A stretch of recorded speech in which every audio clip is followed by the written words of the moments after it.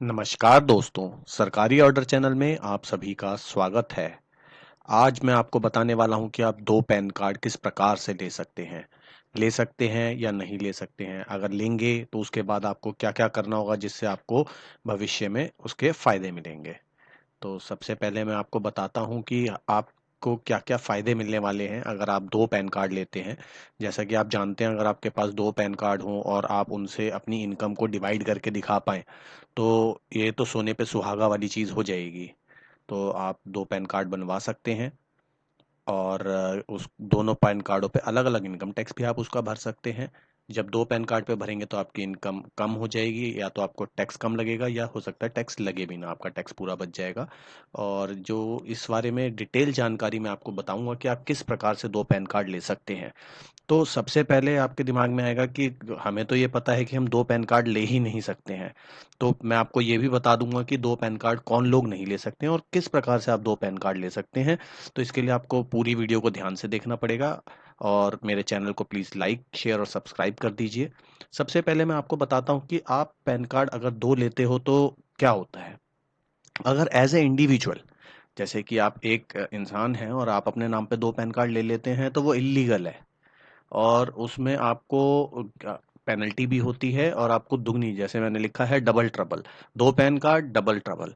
पर मैं आपको वीडियो के बाद बीच में आपको बताऊंगा कि आप 2 पैन कार्ड कैसे ले सकते हैं, अपनी इनकम टैक्स को किस प्रकार से उसमें डिवाइड करके डाल सकते हैं, वो भी लीगली। उसमें आपको कोई भी हैसल फ्री है, कोई प्रॉब्लम नहीं आएगी, कानूनन आप 2 पैन कार्ड ले सकते हैं। तो जैसा मैंने आपको बताया कि 10,000 रुपए तक की पेनल्टी भी लग सकती है अगर एक इंडिविजुअल इंसान ने अपने नाम पे 2 पैन कार्ड ले रखे हों तो।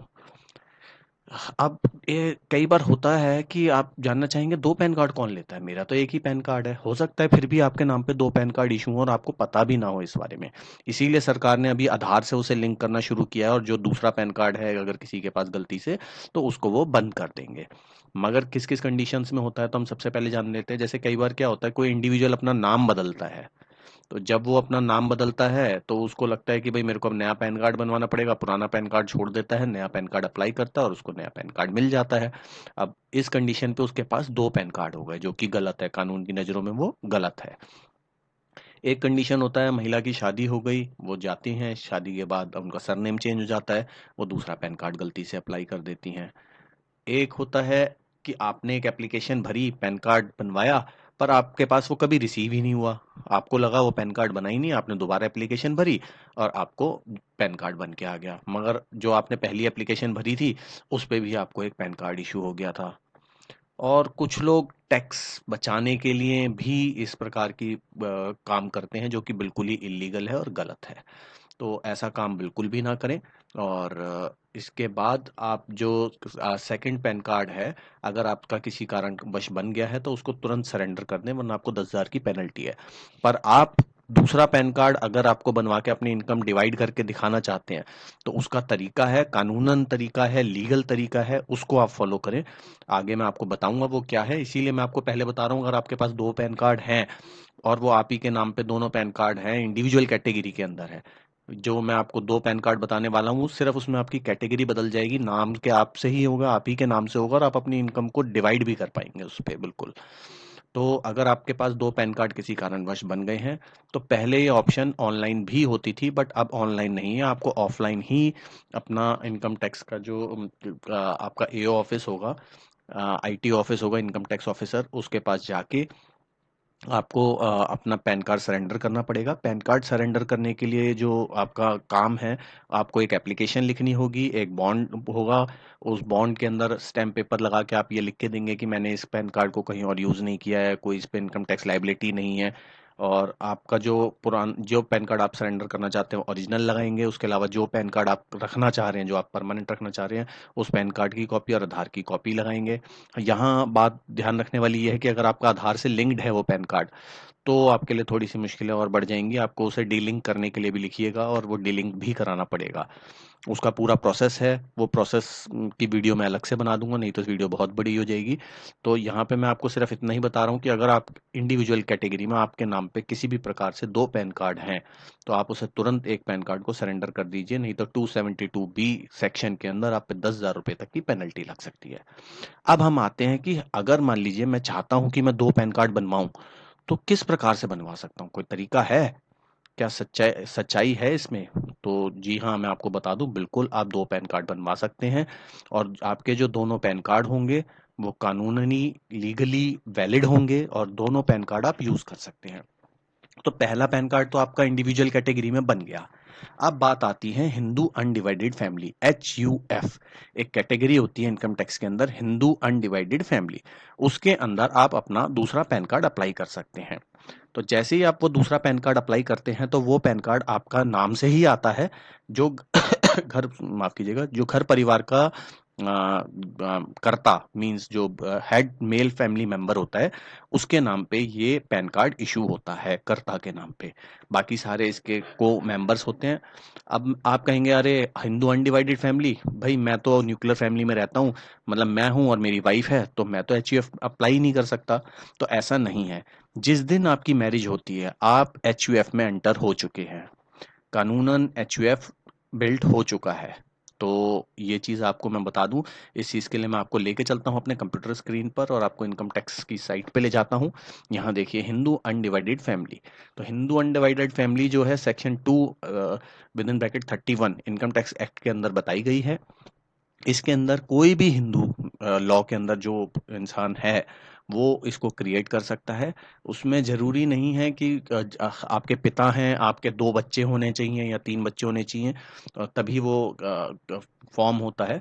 जिस दिन आप मैरिज, अगर मान लीजिए आपके माता पिता भी नहीं है और आप अपने नाम से ही HUF बनाना चाहते हैं और आपकी शादी हो गई है, तो आप बिल्कुल HUF की एक आइडेंटिटी रखते हैं, आप और आपकी वाइफ।